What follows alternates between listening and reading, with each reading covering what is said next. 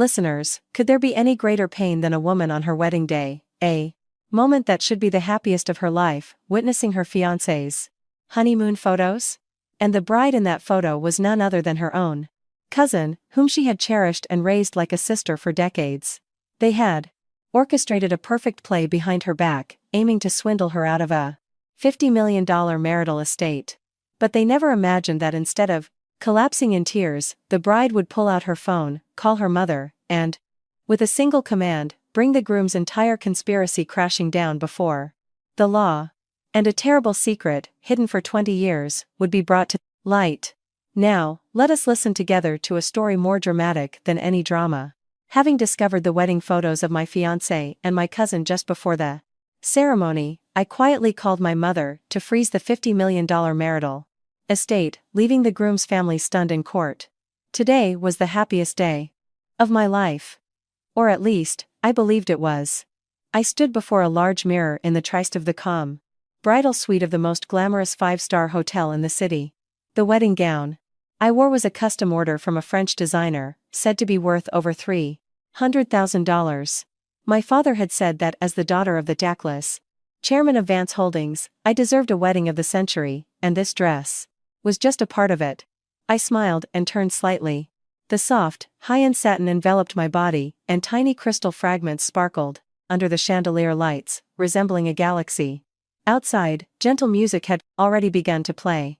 Over 200 distinguished guests from the worlds of business and politics were waiting for us. In a moment, I, Serafina Vance, would become the wife of Julian Croft, the sole son of the Croft Enterprises dynasty. It was a marriage between two well-established families, a beautiful love story that had lasted for 3 years, a match anyone would envy. "Sarah, you look so beautiful. Just like a princess." A clear, familiar voice reached me. It was Chloe, my dearest cousin. Chloe's parents had passed away early in an accident, and our family had taken her in and raised her since she was teen. I treated Chloe like my own sister, always giving her the best of everything. Today, Chloe was my maid of honor, dressed in a soft pink gown. Her large, sparkling eyes were filled with joy. "You're such a tease," I laughed. "You look beautiful today, too." Chloe ran over and adjusted the elegant train of my veil. She was considerate and meticulous, always by my side during important moments. "I'm so nervous for you, sis. I wonder how Julian will react when he sees you in this dress. He'll probably faint from happiness." Thinking of Julian made my heart pound once more. He was the perfect man in my eyes. Handsome, capable, and always gentle and warm. In our 3 years of dating, he had never once raised his voice at me. His family also adored me, especially his mother, who would often hold my hand and say that having a daughter-in-law like Serafina was the greatest blessing for the Croft family. Everything was so satisfying and perfect that it felt like I was living in a dream. "Miss Vance, it's almost time." A staff member from the event team knocked on the C's door to inform me. "Understood," I replied. Chloe squeezed my hand in encouragement. "I'll go outside and check on things. You take a deep breath, sis." When Chloe left, the room suddenly became unnervingly quiet. I sat on the sofa, trying to calm my racing heartbeat. Out of habit, I picked up my phone and scrolled through social media to pass the time. And that's when I saw it.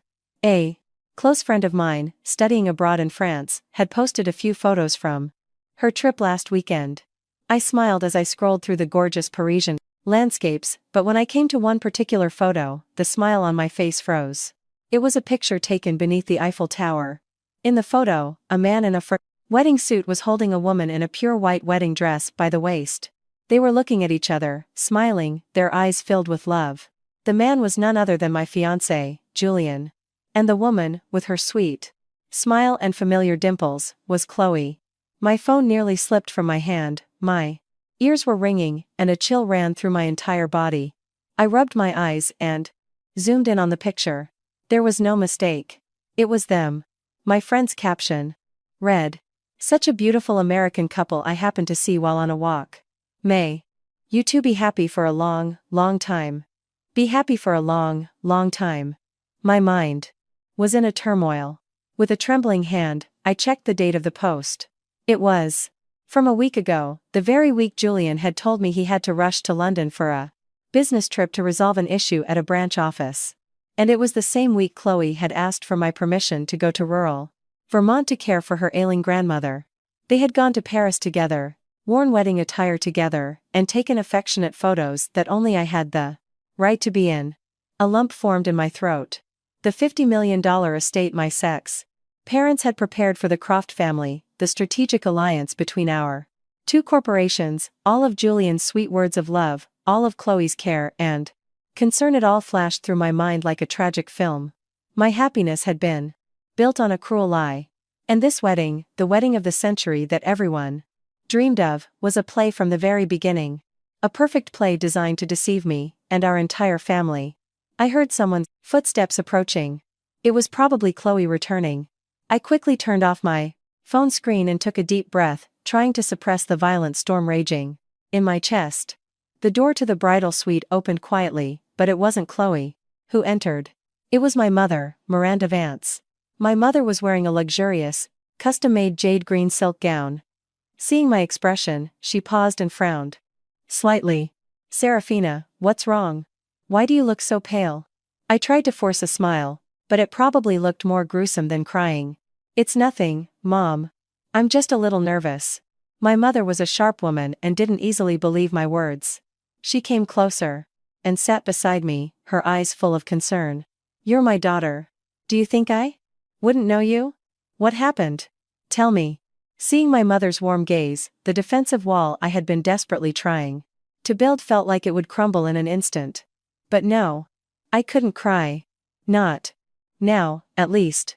Crying was a luxury for the weak, and in this game, I could not afford to lose. "Mom, you trust me, right?" I asked, my voice hoarse. "You silly girl, of course I trust you."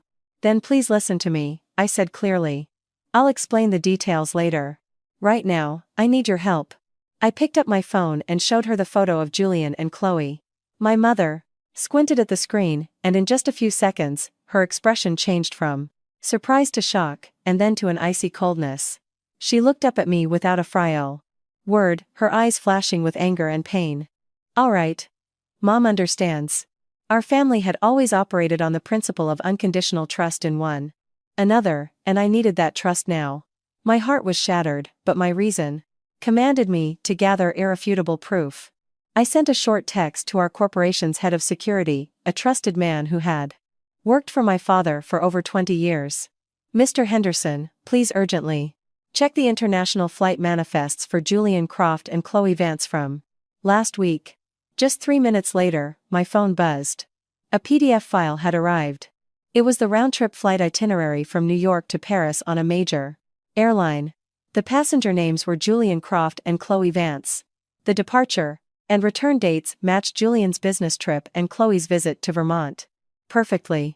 Everything was crystal clear. The pain in my chest felt sharp, but an even more intense cold spread through my body. It was rage. They had not only betrayed love and family ties, but had also conspired to seize the vast fortune built by our family's blood and sweat. The $50 million estate. That was their target. I stood up abruptly, and walked to a corner of the room where no one could overhear.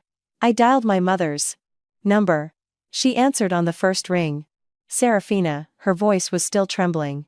I took a deep breath, and my voice, unlike the one from 5 minutes ago, came out calm and firm. "Mom, it's me, Sarah. I'm listening, dear. Listen to me, and don't ask any questions," I emphasized. "I need you to freeze all the accounts in my name right now. That includes the $50 million SL capital transfer, scheduled to go to Croft Enterprises. Not a single cent should be transferred immediately." There was a few seconds of silence on the other end. I knew my mother was shocked, but I also knew she would do as I asked. "I understand. I'll call the bank president and our lawyer right now. You don't worry about a thing." Her voice had regained its usual decisiveness. "Thank you, Mom." I hung up the phone. Strangely, a sense of relief washed over me. At least our family's assets were safe. Now, it was time to reclaim justice for myself. I looked at my reflection in the mirror again. Still a glamorous, beautiful bride. But my eyes had changed. The innocent, dreamy look was gone, replaced by coldness and determination. They had turned my happiest day into a farce. In that case, I would make this farce my own stage. Just then, Chloe entered, still wearing her bright smile. "Sarah, everything's ready. Julian is waiting for you outside. He says you're the most beautiful woman in the world." I looked straight into Chloe's eyes, the eyes I had once believed to be the Chloe's cry of purest and most sincere. I smiled slightly. "Well then, let's not keep him waiting." I took a step, the wedding dress swishing softly across the floor. In this play, I would act as the director until the curtain fell. I took a deep breath. The cold air filling my lungs made me strangely clear-headed. The pain was still there, like a wound being rubbed with salt, but it was now suppressed to the very bottom by reason and rage. I looked at Chloe, the cousin I had loved with all my heart, and smiled faintly. Perhaps even I didn't realize how cold that smile was. "Let's go, Chloe. We shouldn't keep everyone waiting." I took Chloe's arm and walked out of the suite. The long hallway was covered with a luxurious red carpet, flanked by fresh flower arrangements flown in from California. Everything was perfect. Only the human heart was rotten. After walking a few steps, I heard Julian and his best man talking around a corner ahead. I signaled for Chloe to stop. "Are you sure about this, Julian?" his friend asked worriedly. "If this blows up, you could lose not just your wife, but your business too. Don't get ahead of yourself." Julian's voice was full of confidence. "Sarah is head over heels for me. She trusts me unconditionally. Same with Chloe, she trusts her like a sister. We just need to get through today, get that 50 million into our accounts, and sign the merger agreement. Then it's all over. She won't be able to do a thing even if she finds out." I quietly turned on the recording function on my phone, hiding it behind my wedding bouquet. My heart had already hardened. I no longer felt pain. Only disgust. When we stepped out, Julian turned, and his eyes lit up upon seeing me. He approached and took my hand, his voice as sweet as honey whispered in my ear. "You're so beautiful, Sarah. You're the most beautiful bride in the world today." I looked straight into his eyes. The gaze that had once captivated me was now filled with hypocrisy. I responded with a smile. "Thank you, Julian. You look very handsome too." My father, Theodore Vance, was already waiting. He placed my hand in Julian's, his eyes full of trust as he said, "Julian, I'm entrusting my most precious daughter to you. Love her and protect her." "Don't worry, sir," Julian replied with a deferential nod, playing the part of the dutiful son-in-law perfectly. We entered the ceremony hall together amidst thunderous applause. Hundreds of eyes were on us. Some with envy, some with jealousy. I glanced around. Julian's parents, Marcus and Helen Croft, sat in the front row, their faces beaming as they looked at me as if I were a walking gold mine. Chloe had quickly returned to her position as maid of honor, her eyes brimming with tears, perfectly acting out a scene of being moved to emotion. The gentle background music played, and the officiant began the ceremony with a flowery speech. Everything was proceeding according to the script. The perfect script for the fraud of the century. And now, the officiant's voice rang out, "Groom, Julian Croft, will you please say your vows to the bride?" Julian took the microphone and looked at me, his gaze so affectionate it gave me chills. "My dearest Seraphina. From the moment I first met you, I knew you were my destiny. Every day of the past 3 years with you has been a joy. Today, in this place, with the blessings of everyone here, I vow that whether rich or poor, in sickness or in health, I will love and protect you by my side for the rest of my life." From the audience, a few female guests began to sniffle. It was a masterful performance. Applause erupted, and the officiant turned to me. "And now, bride, Seraphina Vance, do you have anything you would like to say to your husband?" The moment I had been waiting for had finally arrived. I took the microphone from the officiant and smiled. The entire hall held its breath, waiting for my vows. I swept my gaze across the room, my eyes lingering on Julian and Chloe for a long moment. "Julian," my clear voice echoed throughout the space. "I have something I want to say to you too." I deliberately paused for a few seconds to command everyone's attention. Julian still looked at me with loving eyes. I want to say," I took a deep breath. Thank you. Thank you for teaching me An expensive lesson about the human heart. Thank you for showing me that. Betrayal can come from the people I trust and love the most. The smile on Julian's face froze. A murmur spread through the hall. I held up my wedding bouquet, where my phone was still recording. To help everyone better understand the lesson I've just learned, please look at the screen. Immediately, the giant LED screen behind the stage, which was supposed to be showing our romantic video, lit up. On the screen appeared a photo of Julian passionately holding and kissing Chloe under the Eiffel Tower. Next to it was a clear image of their flight itinerary. The hall erupted. A continuous burst of gasps, whispers, and camera shutters went off. The faces of Julian and Chloe instantly turned ashen, drained of all color. The eerie silence from moments before was now replaced by a storm of sound.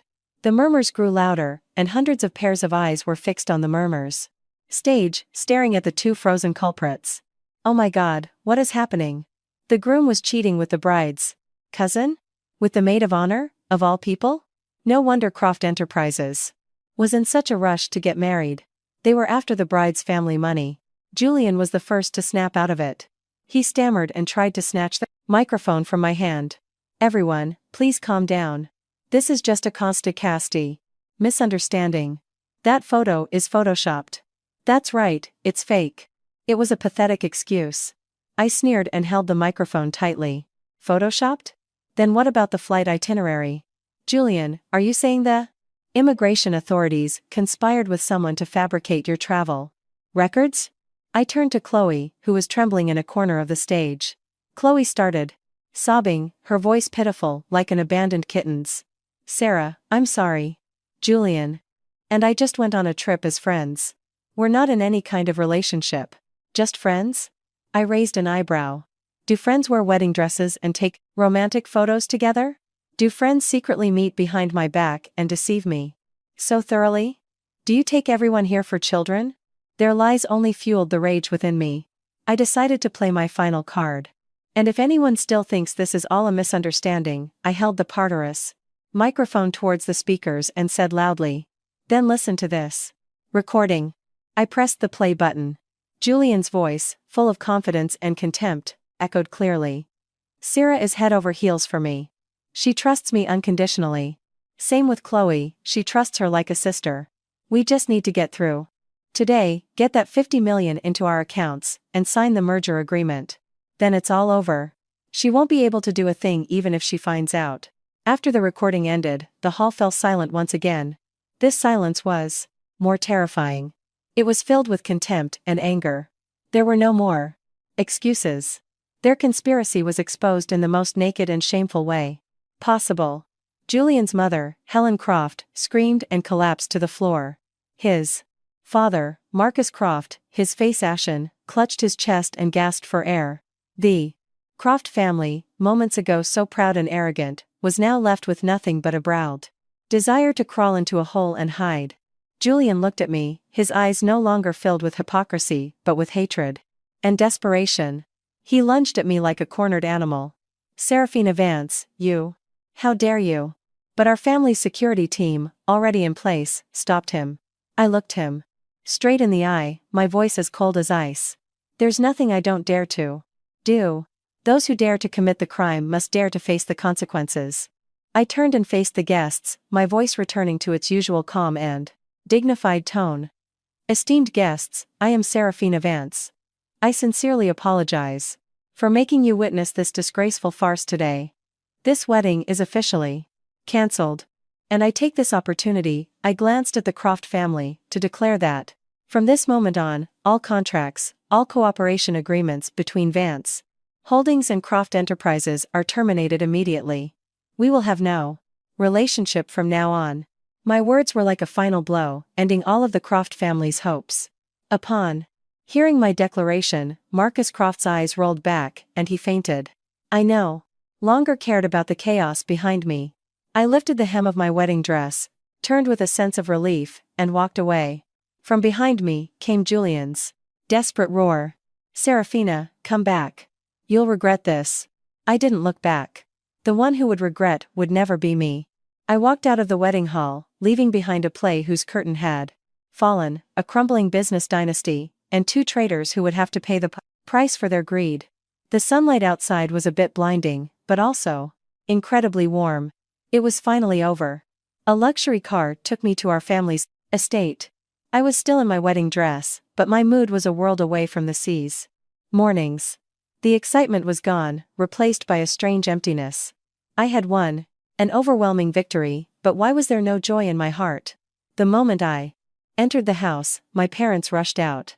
My mother, Miranda, her eyes red, immediately pulled me into a hug. My poor girl, you've been through so much. The moment she said that, the tough facade I had desperately maintained for hours crumbled. I sobbed in my mother's arms like a child. Tears of hurt, disappointment, and 3 years of trampled emotions flowed endlessly. I cried. For my naivety, for the trust I had placed in the wrong people. My father, Theodore, stood beside me, his large, warm hand gently patting my back. Cry, my daughter. Cry it all out, and it will all pass. Mom and Dad are here. No one can hurt you. We all sat in the living room, and after I calmed down, I explained the whole situation to my parents. From the moment I discovered the photo to my decision to expose them. After hearing the story, my father slammed his fist on the table, his face filled with rage. Damn it all. Those Crofts dared to pull a scam on Theodore Vance's daughter. Did they think Vance Holdings was a pushover? My mother said, full of heartache. My poor girl. What a shock you must have suffered. It's okay, Mom. It's better to be hurt once like this than to be deceived for a lifetime. I'm glad I found out. As I expected, the news of the wedding became an earthquake on social media and news sites. My father's secretary was constantly updating us on the situation. Croft Enterprises stock plummeted in afternoon trading, losing over 30% of its value. Numerous partners began calling, demanding to terminate their contracts. The once seemingly solid empire was on the verge of collapse in a single day. Sensational headlines appeared everywhere. Astonishing reversal at the wedding of the century. Croft Enterprises heirs $50 million fraud scheme exposed. A shocking betrayal involving a cousin. My name, along with Julian's and Chloe's, became the most searched keywords. I skimmed through the comments, and most people were on my side, condemning Julian and Chloe's despicable actions. My heart found some comfort in that. That evening, I soaked in a hot bath, trying to wash away all the fatigue and dirty memories of the day. When I emerged from the bathroom in a soft silk nightgown, I felt reborn. The naive woman who had loved wholeheartedly and trusted absolutely had died at the wedding ceremony today. I stood before the Tati mirror and looked at the reflection within. It was the same face, but the look in my eyes was different. No longer clear and bright, but deep, resolute, with a hint of coldness. This incident had taken a lot from me, but it had also taught me a valuable lesson. As I was lost in thought, the doorbell rang loudly, breaking the rare silence of taxdaws. The house. I saw a familiar figure through the security camera. Someone was huddled there, drenched in the rain. A sudden summer shower had started outside, pouring down relentlessly as if to wash away all the city's dust. I saw Chloe through the screen. She stood there, her thin maid of honor dress soaked through, clinging to her body, looking utterly miserable. I'll go out and meet her, I told my parents calmly. Why bother seeing her? Don't let her in. She'll just dirty the house, my mother said with disgust. Don't worry, Mom. I won't let her in. But there are some things I want to settle. I took an umbrella and went outside. The sound of rain falling from the eaves drowned out all other noises. I stopped a few feet away from Chloe, maintaining a safe distance, both physically and emotionally. Seeing me, Chloe stumbled forward as if grabbing a lifeline, trying to take my arm, but I stepped back. Sarah, Chloe lifted her face, streaked with rain and tears, her voice hoarse. I held the umbrella, silently watching her performance with cold detachment. Seeing my lack of reaction, Chloe suddenly knelt on the cold stone ground. Sis, I was wrong. I was wrong. Please, forgive me just this once, she wailed in the Thai dish. Rain. I was foolish, I loved Julian too much, and I did something crazy. I never meant to deceive you. Please, believe me. I curled my lips into a sneer. Still acting, even at this point. Love? I retorted, my voice like a blade. A love built on betrayal, deceit, And a conspiracy to steal the fortune of the sister who raised you. You call that love? Chloe flinched but soon started crying again. No, sis. It was Julian. He seduced me. He told me he didn't love you and was only marrying you because of the family. He said I was the one he truly loved. I'm just a weak girl. How could I resist his sweet words? Oh, I see, I nodded. So you're quite pitiful. You were seduced for over a year, seduced into going to France to wear a wedding dress, seduced into proper taxdale, planning to steal your sister's $50 million. You're just an innocent, blameless victim. Every word I said was a needle pricking Chloe's clumsy act. Realizing she could no longer blame others, she switched to a plea for sympathy. Sis, have you forgotten? We grew up together. You said you would protect me for my whole life. My parents died early, I only have you. You can't be so cruel as to abandon me. That's right, I replied, my voice cold. It's because I remember that I can't forgive you. My parents took you in, and I treated you like my own sister. In this house, what good thing did I not share with you? And how did you repay us? You conspired with an outsider to deceive your sister and steal the fortune of the family that raised you. Chloe, do you have a conscience? She lowered her head, unable to say another word. All her lies were useless now. I looked at her one last time, the last bit of sympathy I had for her vanishing. Get up and go back. From now on, don't ever appear before me again. The law will handle everything. You'll have to take responsibility for what you've done. With that, I turned to go back inside. Without looking back, I left her there, kneeling in the cold rain and utter humiliation. I had just entered the living room and hadn't even put down my umbrella when the phone in my pocket rang. It was an unknown number. I had a bad feeling but answered it anyway. Hello, Seraphina Vance. A familiar voice came from the other end. It was Julian. But his voice was no longer pleading or desperate. Instead, it was filled with a snarling malevolence. You think it's all over? Let me tell you. You've made a very big mistake. You and your family are all going to pay. Pay? I repeated, my voice dropping a few degrees colder. I don't think I'm the one who needs to pay. Don't get too cocky too soon. Julian's voice on the other end was a snarling, crazed roar, like a wounded beast. You think exposing me is the end? You have no idea who you've crossed. Someone is going to make you regret what you did today. With that, he abruptly hung up, leaving only a long, meaningless dial tone. I placed the phone on the table, my hand trembling slightly. Julian's threat didn't scare me, but it sparked a bigger question within me. Why was a con artist who had just been exposed so aggressive and confident, when he should have been running or begging for mercy? Someone is going to make you regret it. Who was that person? I told my parents about this suspicion. My father was silent for a long time after hearing my words, his face deep in thought. Julian's words make some sense, my father said slowly. Marcus Croft's clumsy mind couldn't have come up with such an elaborate and audacious plan. There must be someone pulling the strings from behind the scenes. My mother worried. You mean someone is targeting our family? It's highly likely. My father nodded. This $50 million scam might just be part of a bigger plan. My father's words sent a chill down my spine. At first, I thought this was a simple case of fraud, driven by the Croft family's greed. But if there really was another force behind it, what was their purpose? And why did they choose our family? For the next few days, updates on Croft Enterprises kept pouring in. As expected, they were in an unprecedented crisis. Banks were simultaneously calling in their loans, suppliers were cutting off cooperation, numerous projects were halted, and their stock was now worth little more than scrap paper. The fall of Croft Enterprises was only a matter of time. Julian's desperation was understandable, but where did the confidence in his threat come from? That night, I tossed and turned, unable to sleep. I kept thinking about my father's words, a bigger plan. If the target wasn't just the $50 million, then what was it? I sat up and walked to the window. I looked out at the quiet garden under the moonlight. And then, a thought struck me like a bolt of lightning. My marriage to Julian wasn't just an emotional matter. It was a legal connection. If the wedding had gone through successfully, he and I would have been legally husband and wife. According to the law, a spouse has the right to inherit the other's property.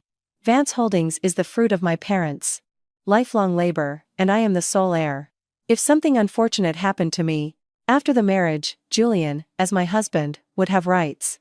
I shuddered, not daring to think further. This plan was far more sinister and vicious than I had imagined. This marriage was a Trojan horse.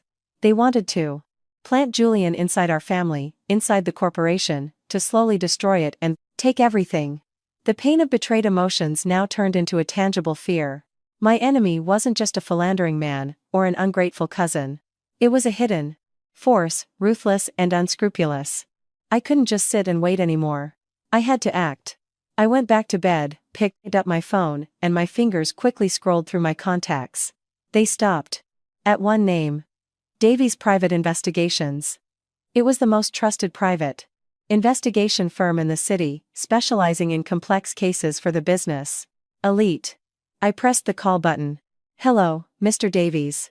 I am Sarah, daughter of Chairman Theodore Vance. I need your help.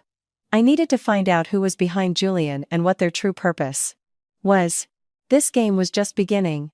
In the days that followed, I tried to return to a normal routine. I went to the office every day, working alongside my father, learning, and at the same time, personally reviewing all of the corporation's activities.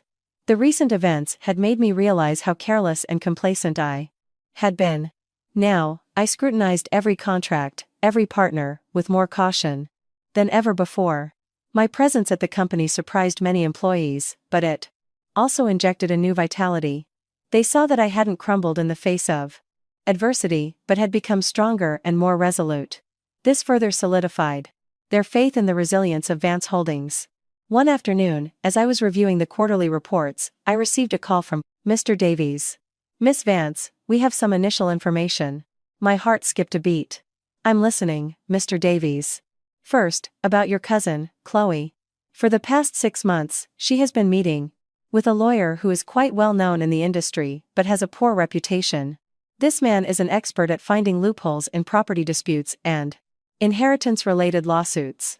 A person with no inheritance to claim meeting with a probate lawyer. Isn't that strange? My heart sank. 6 months ago. They had been planning this for a very long time. I see. What about Julian, Mr. Davies?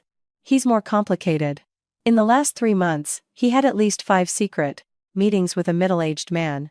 They always chose discreet locations like private clubs or exclusive golf courses. Our agent managed to get some photos.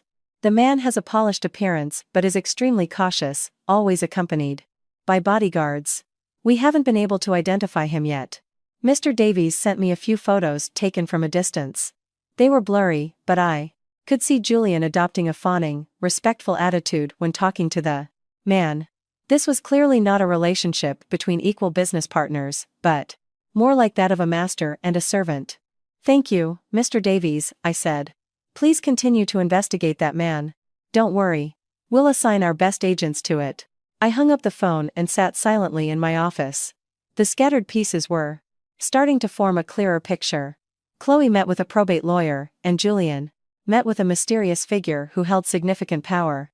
I connected these dots, and a terrifying scenario formed in my mind. Were they planning a scenario for after the wedding? A scenario where I no longer existed. And Julian, following the lawyer's advice, would boldly exercise his inheritance rights. So, what role did the mysterious man play in this plan? Was he the mastermind? Or merely a financial backer? A chill ran down my spine. This was no longer a property scam. This was a calculated conspiracy aimed directly at my life. I had been so close to death without even knowing it. The resolve within me grew firmer. I had to do more than just seek justice. I had to drag these villains into the light to prevent them from harming anyone else. As I was lost in thought, my phone buzzed again. It was a message from Mr. Davies, with an audio file attached. I quickly opened and listened to it. It was a recording of a conversation between Julian and the mysterious man, recorded by Mr. Davies's agents. The sound was somewhat noisy due to the distance, but one sentence from the man was crystal clear. You just stick to the plan. Once that Vance girl is dead, Vance Holdings will be in our hands. It's time Theodore Vance paid for his old debts. An old debt with Theodore Vance. I was stunned. So this was a revenge plot? Just then, the landline in my office rang. It was my secretary. Ma'am, a man named Mr. Lynch is here to see you. He says he has an appointment. Lynch. Before I could process it, my office door burst open. The man from Mr. Davies' photos walked in, followed by 2 burly bodyguards. He wore a sociable smile, but his eyes were cold. Hello, Miss Serafina Vance. I believe we have a lot to talk about. The sudden appearance of the man named Lynch startled me for a moment, but I quickly regained my composure. I gestured for my secretary to leave and then invited him to sit. For the past few days, I had been mentally preparing for this confrontation. Hello, Mr. Lynch, I said, my voice showing no sign of alarm. I don't recall us having an appointment. We do now, he chuckled, sitting down in the chair opposite me with an air of torn confidence. I've come to make you an offer. At the same time, I've come to show you a way out. I raised an eyebrow. A way out? I don't think I'm the one who needs a way out. Right now. Young lady, still so feisty. Lynch nodded, his sharp eyes scanning me. You may have found out a few things, but I guarantee you don't know the whole story. The grudge between me and your father, Theodore Vance, is not a simple matter of a business deal gone wrong. I remained silent, waiting for him to continue. I knew that what he was about to say was the key to this entire conspiracy. 20 years ago, your father and my father were friends and co-founders of what became Vance Holdings. But out of greed, Theodore Vance set a trap for my Davis acquirement. Father, seizing all his shares and driving our family to bankruptcy. My father fell ill from the grief and passed away. My mother struggled to raise me. I have carried this grudge deep in my bones for 20 years. His story shocked me. I had never heard this from my father. But looking at his hate-filled eyes, I knew he wasn't lying. So, I said slowly, this whole thing was your revenge plan. That's right, Lynch gritted his teeth. I've waited for this day for a long time. I watched the daughter of my enemy grow up beautiful and smart in a life of luxury. I chose the incompetent but greedy Julian Croft to be my tool to get close to you. And that foolish Chloe, too. A little bit of jealousy was all it took to make her ready to sell out her own sister. I clenched my fists under the table. What was your plan? After I married him. Lynch smiled chillingly. After you became Julian Croft's wife, there would have been an unfortunate car accident. You would be gone, leaving all your assets to your loving husband. Julian, with the shares he inherited from you and my support, would slowly take over all of Vance Holdings. Theodore Vance would have to watch the work of his lifetime fall into the hands of his enemy's son, living the rest of his life in pain and regret. That is the sweetest revenge. Hearing this, I could no longer hold back. An extreme sense of disgust and anger welled up inside me. His plan was even more sinister than I had imagined. You're a monster. Thank you for the compliment, he shrugged. In business, there are no monsters or saints, only winners and losers. Your father won once, now it's my turn. Are you so sure you're going to win? I looked him straight in the eye. Of course. Now, listen to my offer. 1. You obediently accept your fate. Then, I'll give you a painless death. 2. If you resist, I'll make sure not only your life, but also your parents' lives are not peaceful. His threat pushed me to my final limit. Do you think I'm afraid? I stood up abruptly. Mr. Lynch, you've made one mistake. You underestimated me, and you underestimated the law. The law? He laughed out loud. Here, my money is the law. Then let's see whose side the real law is on. I pressed a hidden button under the table. Immediately, my office door swung open. My father, Mr. Davies, and 2 plainclothes police officers walked in. The arrogant look on Lynch's face froze, replaced by shock and horror. You, Dade. I told you, there's nothing I don't dare to do. I picked up a small recorder from the table. Our entire conversation, including your murder plot, has been recorded very clearly. Thank you for confessing everything yourself. The sudden appearance of the police was a blow Lynch had not anticipated. His face turned from surprise to a furious red. His 2 bodyguards tried to rush forward but were quickly subdued by Mr. Davies and the other officers. Seraphina Vance, you little bitch, you set me up. Lynch roared. A trap? My father stepped forward, his eyes cold as he looked directly at his old enemy. Lynch, this isn't a trap, this is you reaping what you've sown.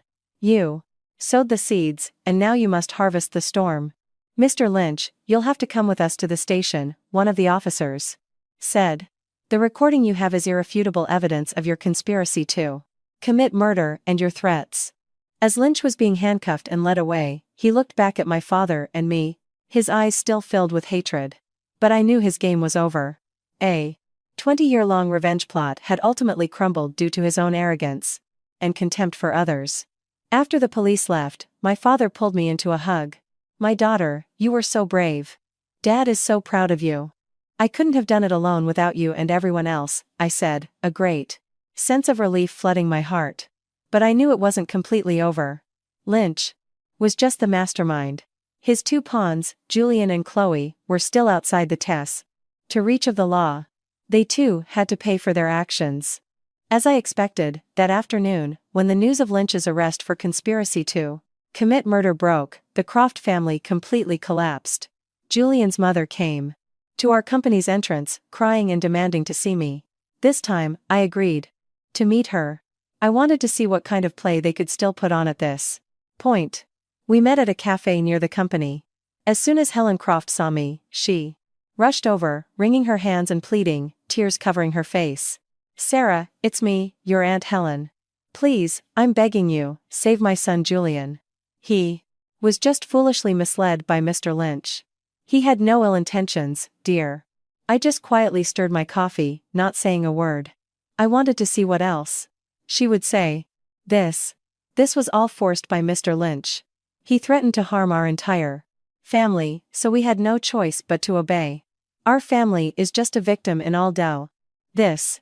Dear, please, have some compassion and ask the police for leniency. For the sake of the family we almost were a victim? I finally spoke, my voice chillingly calm. Ma'am, who was it that coveted my family's $50 million? Who secretly met with my cousin behind my back? Who agreed to a plan to harm me after the marriage? Ma'am, each of my questions was like a heavy hammer blow, and Helen Croft's face turned pale, unable to answer. Ma'am, I put down my coffee cup. It's not that you didn't have a chance. At first, I thought it was just an affair, but you didn't stop. Your son even called to threaten me, and now you're here, putting on a play about being forced. I took out my phone from my pocket and played the recording of the 7-at conversation between Julian and his friend from the wedding. Listen, ma'am. Listen to whether your son was forced or was very pleased with his own plan. Julian's voice, full of confidence and arrogance, filled the cafe. Upon hearing this, all the strength drained from Helen Croft's body, and she slumped onto the roulette table. I stood up, ready to leave. I met you today not to hear an apology. I just wanted to tell you that things have gone too far. You reap what you sow. Tell your son and Chloe to turn themselves in. That's the only way they might get some leniency from the law. I turned and walked away, leaving the woman crying in despair behind me. I didn't feel a sense of triumph, only a heavy heart. Greed and hatred had driven 3 families into a tragedy with no way out. But I knew I had done the right thing, and I never expected that my decision today would unlock another terrible truth that Chloe had been hiding within our family for 20 years. After the meeting with Helen Croft, I returned home with a heavy heart. My advice seemed to have had no effect. Julian and Chloe, like 2 cornered rats, chose to flee. The police immediately issued arrest warrants for both of them on charges of fraud and extortion. The net of the law was cast, and it was only a matter of time before they were caught. But a nameless anxiety still lingered in my heart. Julian's final words, Lynch's revenge plot, it all hinted at a more terrible, hidden truth. Especially Chloe, the cousin I had treated like a Dowry sister. Her betrayal wasn't just about greed or jealousy. I sensed a deep-seated hatred, something I couldn't yet comprehend. I decided to call Mr. Davies. Mr. Davies, I need you to investigate Chloe more deeply. All of her activities over the past year, no matter how small. I think we've missed a crucial clue. Understood. Don't worry, I'll put people on it immediately, Mr. Davies replied. 2 days later, while I was at the company, Mr. Davies sent me a sealed file. He urged me to read it somewhere private. I had a bad feeling. I went into my private office, locked the door, and opened the envelope with trembling hands. Inside, it wasn't the usual surveillance photos or reports. It was a copy of a medical record from a discreet, expensive private clinic. Patient's name, Chloe Vance. Purpose of visit: toxicology consultation. My heart seemed to stop. I read on, each word a needle pricking my skin. The record was very detailed. 3 months ago, Chloe had come here to inquire about a poison extracted from a rare plant in South America. According to the description, this poison was colorless, odorless, and tasteless, and extremely difficult to detect in a tapas. Standard autopsy. The victim wouldn't show immediate symptoms, but would gradually develop them over several weeks, looking exactly like acute renal failure due to overwork. A perfect, traceless death. My throat went dry. The car accident plan Lynch had mentioned was likely a cover, a lie to conceal an even more brutal conspiracy. They wanted me to die slowly and painfully, amidst the helplessness of my family and doctors. But what drove me to absolute horror was on the last page of the medical record. It was Chloe's blood test results. In her blood, the doctor had found a trace amount of that very poison. Below it was a note from the doctor: the patient admitted to experimenting with a small dose on her own body to test the reaction. Show signs of an unstable mental state. The file fell from my hands, and my whole body trembled. Chloe, she had tested the poison on herself. A person who could be so cruel to herself, what wouldn't she do to others? For over a decade, living under the same roof, I had no idea I was harboring a venomous snake, living with a cold-blooded killer. The pain of betrayal now turned into a bone-chilling fear. I had been so close to death. Every meal Chloe had prepared for me, every glass of water she had poured, I didn't dare to think about it anymore. Just then, my phone rang. It was Mr. Davies, his voice grim. "Miss Vance, have you seen the documents?" I have. "Stay calm. There's more to tell you. We re-examined the records of your aunt and uncle's car accident from 20 years ago. It seems it wasn't as simple as you thought. We are now overturning the entire case." After hanging up, I sat on the floor, my mind blank. The accident of my aunt and uncle, the tragedy our entire family had tried not to mention. Could there be another secret hidden within it? The news that there were more mysteries hidden in my aunt and uncle's accident was a huge shock to my heart, but the fear and confusion were soon suppressed by a stronger will. Now was not the time to be weak. The enemies were still out there, and they were more dangerous than I had thought. I had to pull myself together, not just for myself, but to protect my entire family. I called an emergency family meeting that night. There were only 3 of us: me, my father, and my mother. The atmosphere in my father's study was extremely tense. I explained all my findings, from Chloe's medical records to the tenet's suspicions about the 20-year-old accident. Upon hearing my story, my mother was too shocked to speak. She could only hold me tight. My father was silent, but a flame of anger burned in his eyes. "My God, Chloe, how could that child do such a thing?" My mother sobbed. "Calm down, dear." My father held my mother's hand and turned to me. "Serafina, your father has been too complacent. I never imagined Lynch's hatred and Chloe's malevolence could reach this extent. We can no longer make any concessions." "I agree," I replied firmly. "We can't just sit back, defend, and wait for the police. We have to act proactively. We must destroy all their resources and hopes." "What do you mean?" my father asked. "Croft Enterprises," I said, my eyes shining. "It's collapsing. Instead of letting it go bankrupt and be picked apart by creditors, why don't we acquire it?" My father and mother were surprised by my proposal. "Acquire Croft Enterprises? Why? It's just an empty shell now." "It's not for profit, but for control," I explained. "By acquiring Croft Enterprises, we completely cut off Julian's escape route. He won't even have the money to flee or hire a lawyer. Moreover, we can restructure the company and save the jobs of thousands of innocent employees who are on the verge of losing their livelihoods." My father looked at me for a long time, his eyes changing from surprise to pride. My daughter has truly grown up. This plan is brilliant. It can eliminate the enemy while also demonstrating the humanitarianism of Vance Holdings. I agree. I'll entrust this plan entirely to you. We acted immediately. Under my command, the corporation's top lawyers and financial experts worked through the night. We set up a shell investment company with a completely unfamiliar name to avoid suspicion. The next morning, as soon as the stock market opened, a massive flood of buy orders for Croft Enterprises stock poured in from multiple accounts. Their stock had been mercilessly dumped, and suddenly, someone started collecting it. This caused a small stir in the Macinus market, but no one suspected that I was behind it. Now, the war had shifted from an emotional battlefield to a fierce business battleground. I was no longer a betrayed bride but a female general commanding her troops in a life-or-death battle. The sorrow was gone, replaced by excitement and a determination to win. Just as I was focused on directing the trades, my secretary rushed in, her face tense. "Ma'am, there's new information. Julian Croft is trying to sell all his remaining shares to a foreign investment fund in a fire sale. He urgently needs escape money. If we don't act faster, we could lose control." The race had officially begun.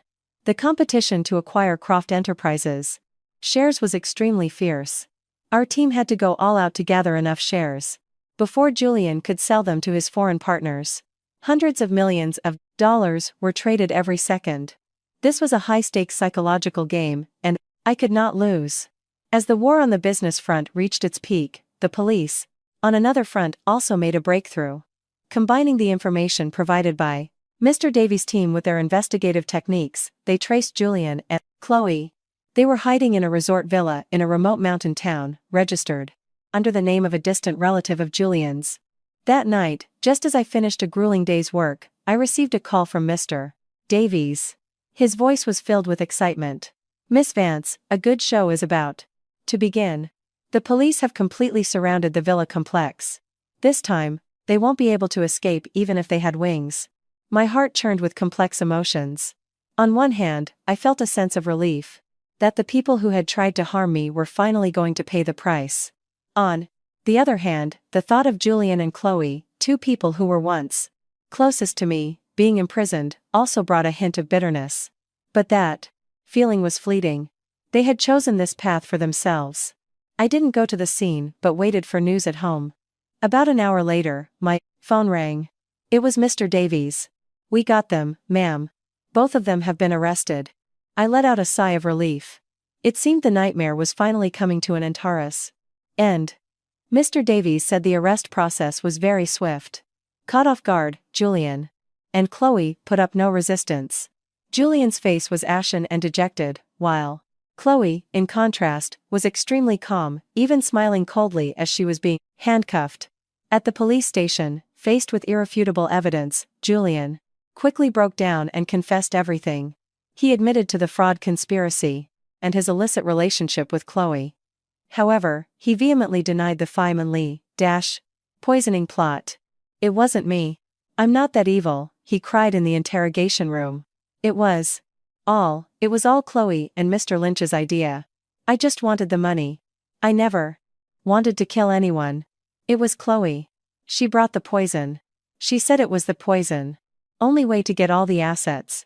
Julian's statement confirmed my suspicions. But what caught my attention more was Chloe's attitude. She remained silent, neither admitting nor denying anything. Her expression was cold and indifferent, as if everything happening had nothing to do with her. Chloe's eerie calmness made even the seasoned investigators shudder. It was as if this young woman's heart held a secret more terrifying than the murder plot itself. As I was pondering Chloe's strange behavior, I received a call from Detective Miller, the lead investigator on the case. "Hello, Miss Vance. This is Detective Miller. I'm calling to inform you that we have arrested the two suspects. Thank you for your and your family's cooperation." "Yes, thank you for your hard work. But there's something strange I'd like to ask if you know anything about." Detective Miller hesitated. As she was being put into the police car, the suspect, Chloe Vance, suddenly turned to the reporters and shouted something. She said, "The Vance family owes me a life." We don't understand what she meant. By that. Owes me a life. My ears were ringing. This statement, combined with the DS suspicions about my aunt and uncle's accident 20 years ago. Could it be?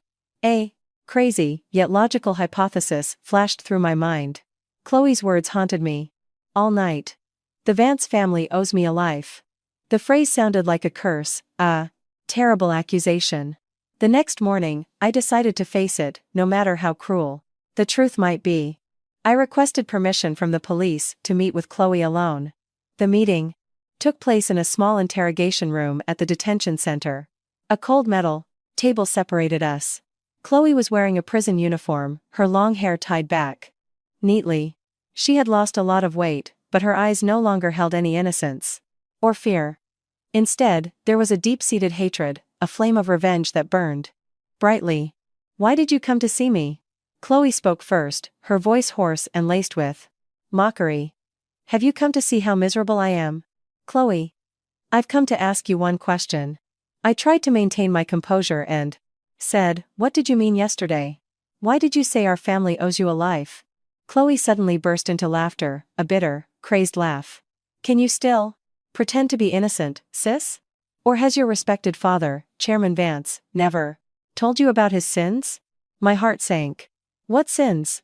Speak clearly." "Clearly?" Chloe gritted her teeth. "Then I'll speak clearly. 20 years ago, my dad and your dad were business partners.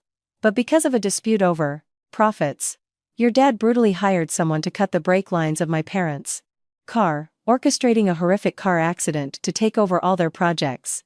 I was so shocked I couldn't believe what I was hearing. No, that's impossible. My father is not that kind of person. It was just a car accident." "Just an accident?" Chloe laughed again. "That's right. That's the conclusion. The police came too, and that's what he told everyone. He used his money and power to cover up all the traces. And then, he played the part of a good friend, a benevolent uncle, taking in his enemy's orphan daughter to raise her. To monitor and control me." She stared at me with fiery eyes. "Do you know how I've lived for the past 10 years, sis? Living in my enemy's house, eating my enemy's food, and having to pretend to be happy every day. I had to call the man who killed my parents' uncle. This pain, this hatred, have you ever understood it? For a single moment? Who told you all this?" I asked, my voice trembling. "Mr. Lynch," Chloe replied. "He is the son of another victim harmed by your father. He quietly investigated for years and found out the whole truth. He came to me, told me the truth, and gave me a chance to take revenge." "I see." It was Lynch who had planted these stories of revenge in Chloe's mind, transforming her from a pitiful orphan into a cruel and vicious tool of tepid vengeance. "The plan to poison you was also Mr. Lynch's idea," Chloe added, her voice pathologically proud. "You were supposed to die slowly and painfully, to let your father taste what it feels like to lose the person he loves most. It's a pity the plan failed." I sat there, frozen. It was such a horrific story, such a cruel truth. I wanted to believe that Chloe was lying, that it was all fabricated by Lynch, but seeing the hatred in her eyes, I couldn't help but waver. "You don't believe me, do you?" Chloe sneered. "It's okay. The truth will always be the truth. Even if I spend my whole life in prison, the stigma on your family will never be washed away." I walked out of the detention center, my mind blank. The sky outside had suddenly turned gray. Chloe's words, Chloe's eyes, continued to haunt me. I took out my phone and found my father's number. My finger hovered over the call button, but I didn't dare to press it. I was afraid. For the first time in my Tevenus Casta life, I was afraid of confronting the father I had always admired. Was my father really the kind of person Chloe described? The days following my meeting with Chloe were the hardest of my life. Her accusations were like an invisible blade hanging over the atmosphere of our family. I started avoiding my father. I didn't have the courage to look him in the eye, the man I had always considered a symbol of integrity. Every time he spoke, I would find an excuse to leave. I knew my distance was hurting him, but I didn't know what to do. My faith was shaken to its core. With a woman's sensitivity, my mother soon noticed something was wrong. One evening, as I was sitting in my room in a daze, she came in with a glass of warm milk. Serafina, my mother sat beside me and said gently. What's troubling you? You've been acting strange for the past few days.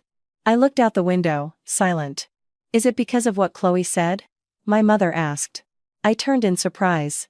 My mother sighed. I had a feeling. That child is blinded by hatred. Don't take what she said to heart. But Mom, I burst into tears, the long-suppressed agony exploding. How can I not take it to heart? The look in her eyes was so full of hatred and certainty. She believes it's true. What if there's even a little bit of truth to it?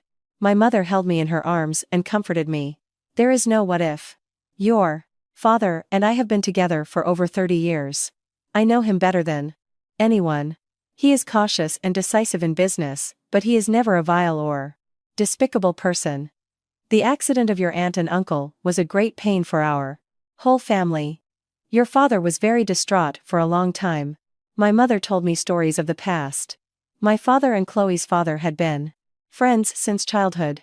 They started a business together, but their personalities were complete opposites. My father was cautious and steady, while Chloe's father, Uncle Peter, was somewhat rash and reckless. They had business disagreements, but their friendship never broke. The accident was a huge shock. My dear, my mother held my hand. It's very painful to doubt the person closest to you. But avoiding it is even more painful. You should go and ask your father directly. You need to hear the truth from him. My mother's words gave me courage. That night, I knocked on the door of my father's study. He was reading a document, his hair much grayer from the recent events. Dad, I took a deep breath. I have something to ask you. My father took off his glasses and looked at me, his eyes a mix of tolerance and a slight hurt. Ask what you want to ask. The matter of Uncle Peter and Aunt Mary. Was it really you? I couldn't finish the sentence. My father wasn't surprised at all. He sighed. You suspect me too. It's okay, I understand. You've been through too much shock. It's okay, my father sighed. I understand. Chloe's words, combined with Lynch's malevolence, became a very powerful poison. He poisoned Chloe with revenge, but to make that child believe it, we need irrefutable proof to counter it. My father stood up and walked to an old safe in the corner of the room. I still have all the records of that accident. My father placed a time-yellowed file on the table. It was the complete police record of my aunt and uncle's accident from 20 years ago. With trembling hands, I opened the file and read it page by page. The final conclusion was what I had always known. A traffic accident caused by a vehicle skidding on a wet road. There were signs of corrosion in the brake system. It was an unfortunate accident, with no signs of foul play. But after all this, I no longer believed in superficial conclusions. Something was definitely wrong. Dad, I want to reinvestigate this case, I said firmly. I agree, my father nodded.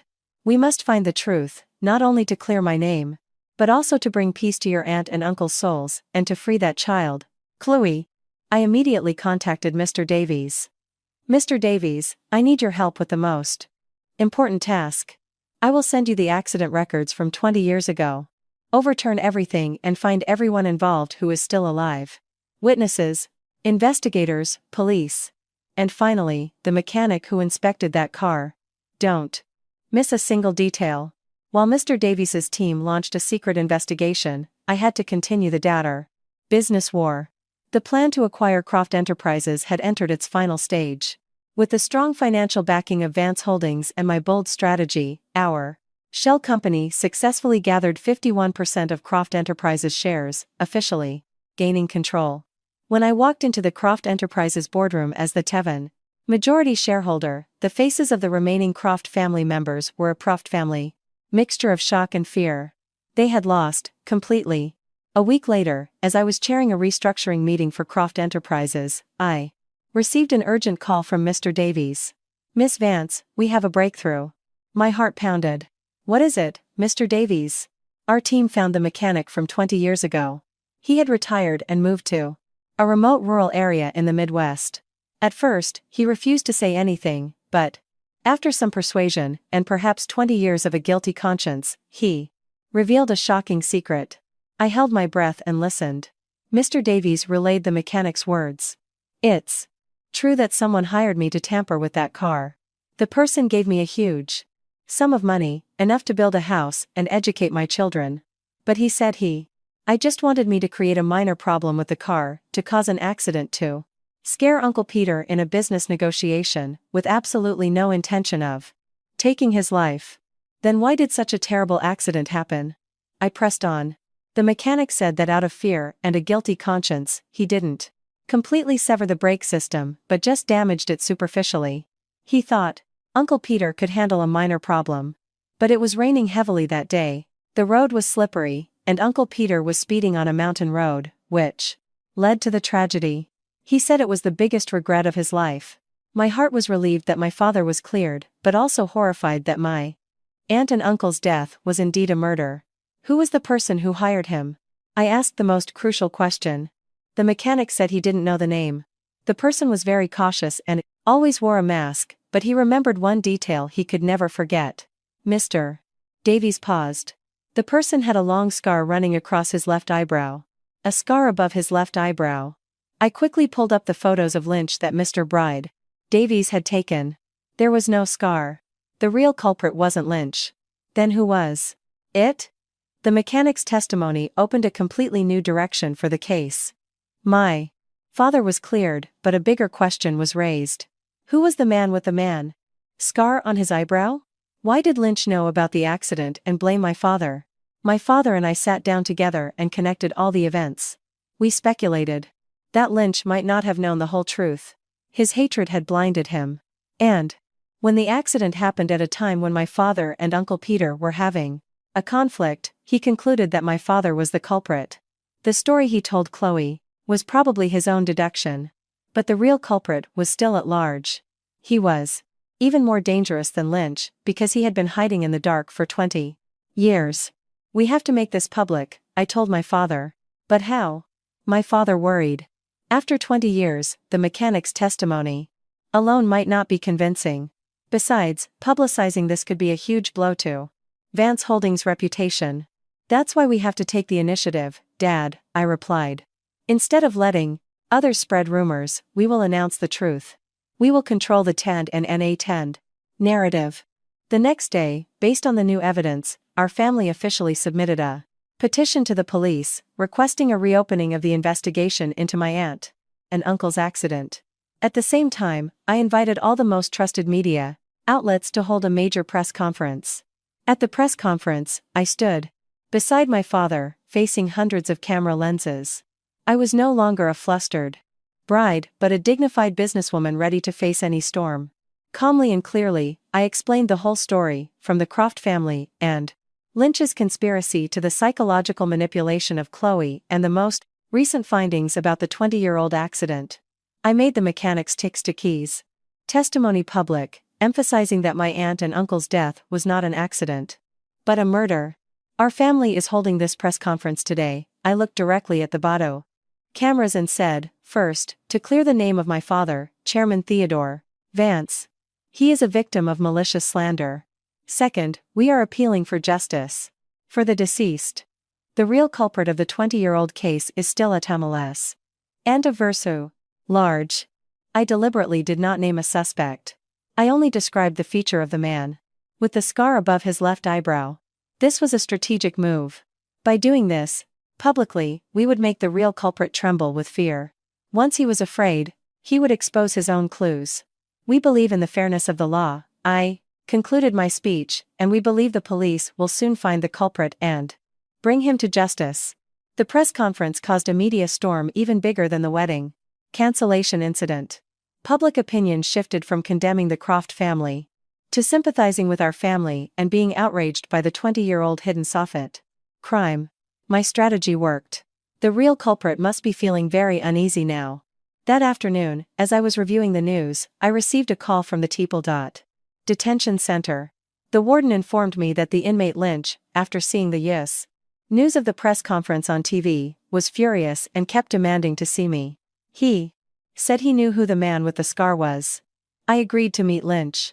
I knew this was the last missing piece of this criminal puzzle. The meeting room at the detention center was cold and smelled of mold. Lynch sat Behind a thick glass pane, the loose prison uniform making him look even more haggard and miserable. His previous arrogance and confidence were completely gone. Now he was just a loser. A loser who had wasted his entire life chasing a grudge built on a lie. He looked up when he saw me. His eyes held a complex mix of hatred and misery. "You came. Why did you want to see me?" I asked calmly. "I lost," Lynch smiled bitterly. "I lost to my enemy's daughter. But before I completely fail, I have to tell you the whole truth. I can't let that bastard who harmed both our families and mine get away with it." I listened quietly. "That guy with the scar, I know him." Lynch gritted his teeth. "His name is Patrick Jennings. He was an old business partner of my father, your father, and Chloe's father." It was a completely unfamiliar name.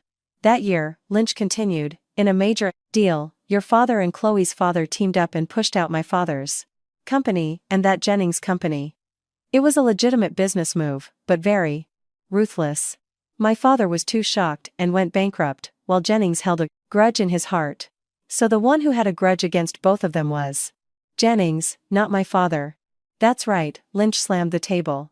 "I was so blinded by revenge that I only focused on your father and didn't notice Jennings. He's the most sinister one. He came to me, fanned the flames of hatred in me, and told me that your father had harmed my father. He was the one who instigated me to find Chloe and turn her into a tool of revenge. And the accident was his doing too," Lynch roared. "He told me he only wanted me to slightly damage the brakes to scare Uncle Peter, to cause a minor collision to make him concede on another project. I believed him.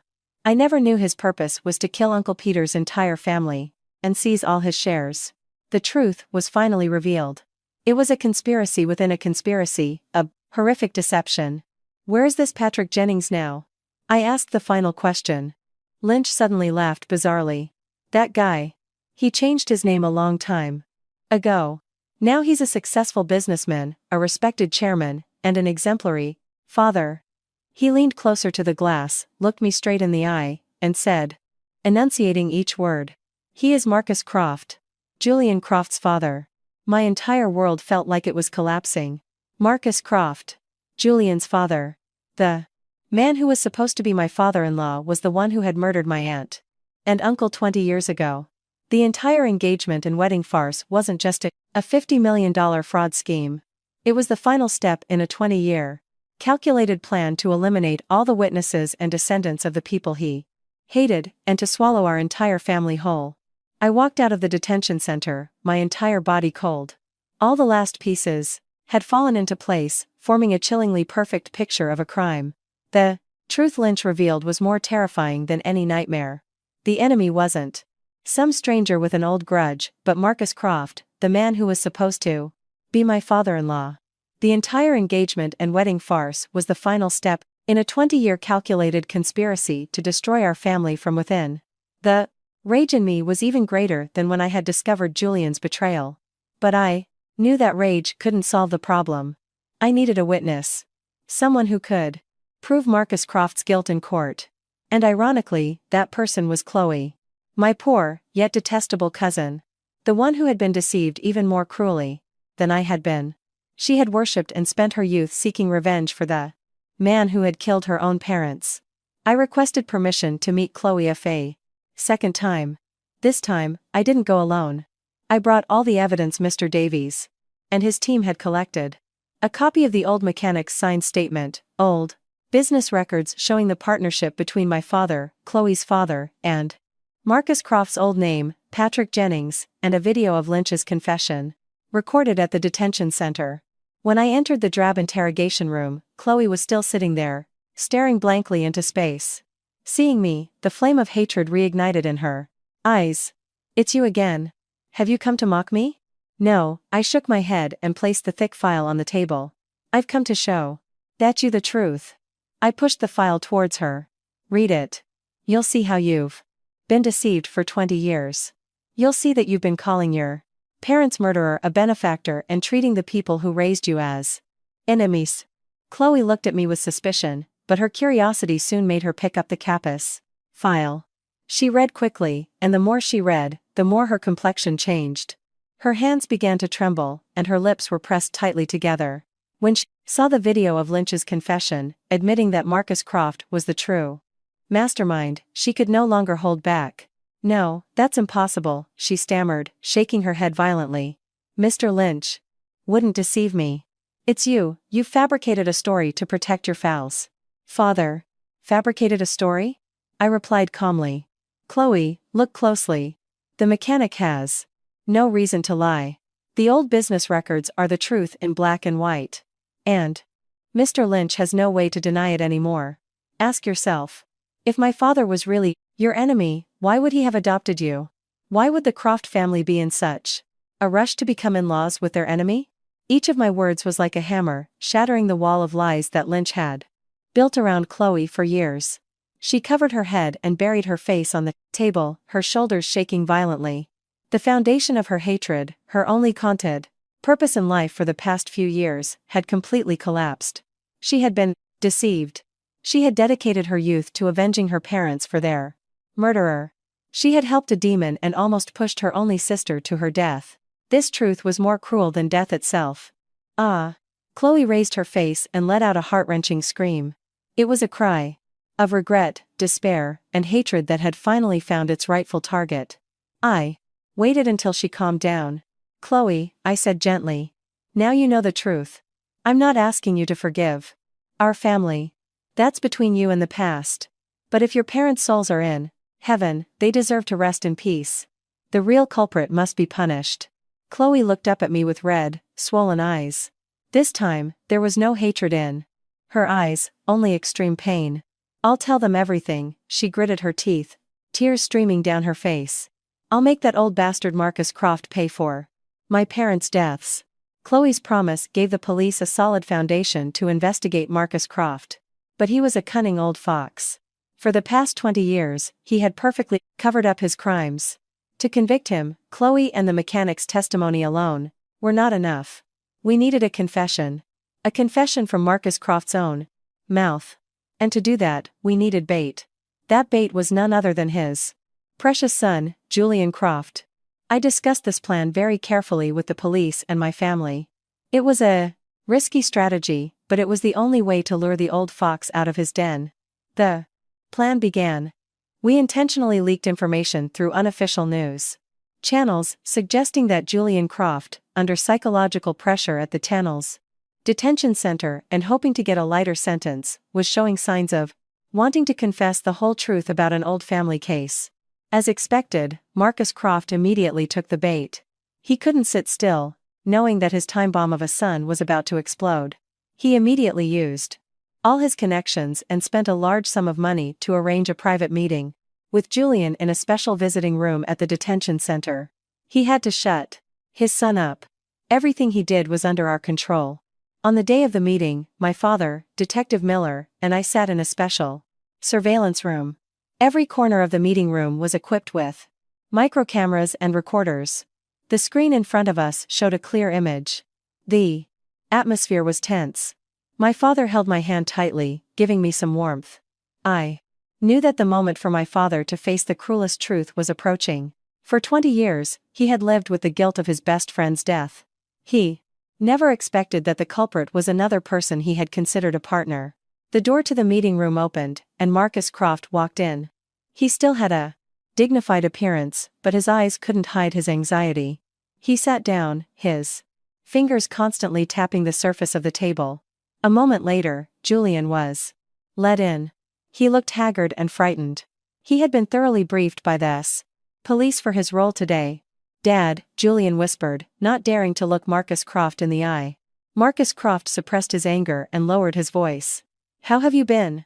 I heard you've been talking nonsense in here. I can't take it anymore." Julian began to act, his voice trembling. "The police keep asking me about what happened 20 years ago. They said if I don't tell the truth, they'll charge me as an accomplice to murder." "You stupid fool." Marcus Croft lost his composure and shouted. "What did I tell you? That matter has nothing to do with you. Just keep your mouth shut." "But they found evidence. They even found that mechanic from 20 years ago, Dad," Julian said in a desperate voice. This was like a spark lighting the fuse of Marcus Croft's powder keg. Marcus Croft's face changed color. He had never expected that the witness from 20 years ago would be found. The trap was set, the bait was taken, and now we just had to wait for him to walk into the noose himself. In the surveillance room, my father and I held our breath, watching every move of the Croft father and son. Julian's acting was unexpectedly successful. At this moment, Marcus Croft's face was a mixture of fear, anger, and an essential evil. He was no longer a cadre of fear, respected corporation chairman, but had revealed the true face of a cornered beast. What did that mechanic say? Marcus Croft gritted his teeth and asked, his voice seeping through his teeth. He confessed everything. Julian's whole body trembled, acting his part. Well, he said someone hired him to tamper with Uncle Peter's car brakes. He even described what that person looked like. You idiot. Marcus Croft slammed the table hard, making Julian jump. His anger had made him lose his reason completely. What does that have to do with me? I planned everything perfectly.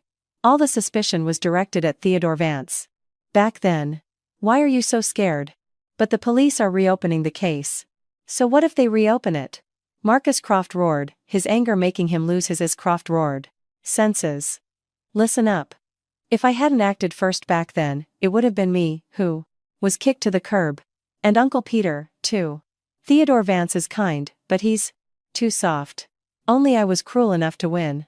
I just wanted to scare Peter. I never thought that unlucky bastard would die. But thanks to his death, I was able to achieve the success I have today. Thanks to his death, I had the chance to pay back my debt to Theodore Vance. In the surveillance room, my father clenched his fists, the veins on the back of his hands popping out. Marcus Croft's cruel confession was like a knife stabbing into my father's heart. Julian continued to act. Dad, what do we do now? I don't want to go to jail. Marcus Croft sneered evilly. What are you afraid of? My plan was perfect. That bitch Serafina should have been dead long ago. You would have become the master of Vance Holdings. The entire Vance family business would have been ours. 2. Fail because of a woman. He looked at Julian with crazed eyes. Do you know? Theodore Vance thought he was raising his enemy's daughter, but he was raising a crease tool of destruction for me. Chloe was my trump card. I used her grudge against her father to manipulate her, to make her hate the Vance family, to make her do anything for me. It's all your fault. Marcus Croft pointed a finger at his son. It's because you're incompetent, because you're stupid, that you gave Serafina a chance to turn the tables. Now you have to deal with the consequences yourself. In the surveillance room, I quietly signaled to Detective Miller. That's enough. The door to the meeting room burst open. Detective Miller and 2 other officers walked in, followed by my father and me. Marcus Croft's face froze, the evil smile that had been lingering on his lips, turning into extreme horror as he saw us appear. Mr. Marcus Croft, Detective Miller said in a firm voice. You are under arrest. On suspicion of being the mastermind of a 20-year-old murder case and several other crimes. Your conversation just now has been fully recorded. Marcus Croft stumbled. He looked at me, then at my father, his eyes filled with disbelief. You people. That's right, I looked him straight in the eye and said. It was a very good play, my would-be father-in-law. But every play has to come to an end. At that moment, Marcus Croft's face was the downfall of a criminal empire built on the blood and tears of others. It was a face I would never forget for the Prasino rest of my life. The arrest of Croft Enterprises chairman Marcus Croft at the Croft Enterprises detention center caused an even bigger shock than my wedding exposé. The newspapers all ran sensational headlines like shocking. Croft Enterprises chairman arrested for 20-year-old murder, a terrible family tragedy hidden behind a century's betrothal, and the simultaneous downfall of a father and son tycoon. From Julian's fraud conspiracy, Chloe's betrayal, to Marcus Croft's murder crime, all the dark secrets of the Croft family were exposed to the public. Marcus Croft's confession video became the most decisive evidence, leaving him no room for denial. An entire empire built on crime collapsed overnight. The already staggering stock of Croft Enterprises was now officially delisted. All of the Croft family's assets were frozen for investigation. Amidst this storm, Our family's Vance holdings stood even more solid. Our exposure of the heinous conspiracy raised the corporation's credibility to a new level. Partners showed more trust, and investors flocked in. The company I had established to acquire Croft Enterprises, after completing its mission, was merged and reorganized, becoming a potential subsidiary while retaining thousands of employees. That evening, my father and I sat in his study. The storm had passed, and only peace remained. My father brewed a pot of chamomile tea, the gentle aroma filling the room. Serafina, my father placed a cup of tea in front of me and said gently, "If it weren't for you this time, our whole family would have been in great disaster. Dad is old, and my judgment of people isn't what it used to be." "Dad is so proud of you." "Don't say that," I smiled. I was able to do all this because my parents were always by my side, trusting and supporting me. "Uncle Peter's injustice has finally been cleared," my father sighed, his eyes looking into the distance. "I've been tormented for 20 years. Now he can rest in peace." We sat together in silence, but we both knew that after this ordeal, our father-daughter bond was stronger than ever. A few days later, I heard news about the progress of the trial. The evidence was so clear that the case was processed very quickly. Marcus Croft had to be sentenced to the maximum penalty for murder and numerous economic crimes. Lynch, for his role as an accomplice in the murder plot and the mastermind of the later conspiracy, could not escape the law's punishment. He was sentenced to life in prison. Julian, due to his cooperative attitude and the element of being coerced, had his sentence partially reduced, but he still had to spend his youth in prison as the price for his greed. Chloe's case was the most complex. She was a victim of deception, but at the same time, she was a perpetrator in the plot to harm me. However, her sincerity and her voluntary cooperation with the authorities to expose Marcus Croft's crimes were taken into consideration, and she was granted leniency. The court sentenced her to 5 years in prison, a part of the penance she had to bear. The real storm was over. I felt a peace deep in my soul. The war was over. I had protected my family, cleared the name of the deceased, and brought the villains to justice. I was no longer a victim, nor a warrior.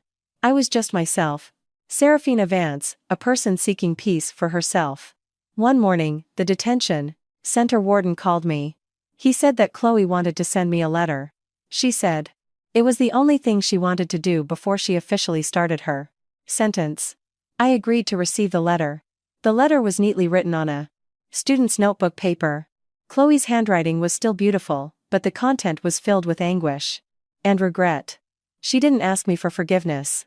She only talked about her pain and blindness when she was blinded by hatred. She thanked me for letting her know the truth, no matter how harsh that truth was. At the end of the letter, she wrote a question that made me think for a long time. "Sarah, will I ever be able to atone for even a small part of my mistakes?" A few months later, the trial of Marcus Croft and his accomplices was held publicly. The case attracted special attention from the public, not only because of its complex and brutal nature, but also because it involved two major corporations. On the day of the sentencing, the courtroom was packed with our family, the Croft family, and dozens of reporters. I sat in the front row for the victims' families with my parents. The atmosphere in the courtroom was solemn and heavy. I looked at the defendant's dock. Marcus Croft looked 10 years older, his hair was gray, and his eyes were dull and lifeless. Beside him sat Lynch, his face still cold, but his arrogance was gone. Julian kept his head down, trying to avoid eye contact with anyone. And Chloe, she sat quietly, her eyes empty. The prosecutor read the final indictment, his firm voice echoing throughout the crowd courtroom. From the fraud conspiracy, the poisoning plot, to the 20-year-old murder case, every crime was clearly reenacted through irrefutable evidence. The entire courtroom was breathtakingly quiet, with only the sound of the judge's bench flipping through documents and the suppressed sobs from the defendants' family side. Finally, it was time for the final verdict.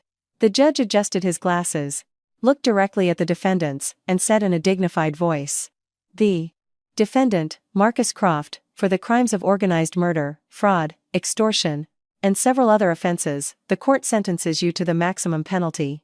A sharp cry erupted from Helen Croft's side. Marcus Croft seemed to have lost all his strength and stumbled. The defendant, Ronan Lynch, for his role as an accomplice in the murder, conspiracy, and fraud, the court sentences you to life in prison. Lynch closed his eyes and accepted his fate. The defendant, Julian Croft, for the crimes of organized fraud and extortion, and for his role as an accomplice in the conspiracy to harm others, the court sentences you to 15 years in prison. Julian hung his head, and the faint sound of a coward's cry could be heard. Finally, the judge looked at Chloe. The defendant, Chloe Vance, is guilty of being an accomplice. However, considering that the defendant was deceived and psychologically manipulated over a long period, and that she sincerely confessed and cooperated with the authorities to expose the main culprit's crimes, the court shows leniency and sentences her to 5 years in prison. When she heard her verdict, Chloe showed no reaction. She just nodded slightly, as if accepting her punishment. It was a part of the penance she had to bear. I looked at her, my heart filled with complex emotions. The hatred had subsided in Aphas lot, replaced by a sense of pity for a life destroyed by blind hatred. Justice was finally served. The wicked had paid their price. We walked out of the courtroom. The siege of reporters immediately closed in. Camera flashes went off incessantly. Dozens of questions were thrown at us at once. My father held my and my mother's hands tightly, trying to navigate through the crowd. Just then, I saw my father's complexion suddenly turn pale. He paused, clutched his chest, and his whole body collapsed. "Dad!" I screamed. The tension, pain, and pressure that had been suppressed for months had finally brought down the strongest man in my heart. The sound of an ambulance siren cut through the chaotic space in front of the courthouse.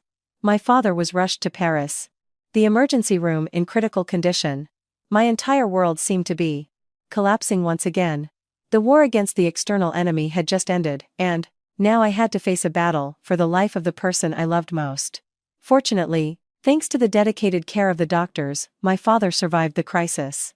But the doctor said he had suffered an acute myocardial infarction due to prolonged stress. He needed absolute rest and had to stay away from all work-related stress. While my father was hospitalized, I shouldered almost everything alone. During the day, I went to Vance Holdings and ran the company in his place. At night, I went to the hospital to take care of him. I barely slept, but I didn't feel tired. I knew that at this moment, I had to be a strong pillar for our entire family. It was during this difficult time that I truly matured. I was no longer an heiress who only cared about clothes and parties. I learned how to make important decisions, how to face immense pressure, and how to lead an entire conglomerate. The board members, who had some doubts at first, were now completely convinced of my ability and determination. A month later, my father was discharged from the hospital.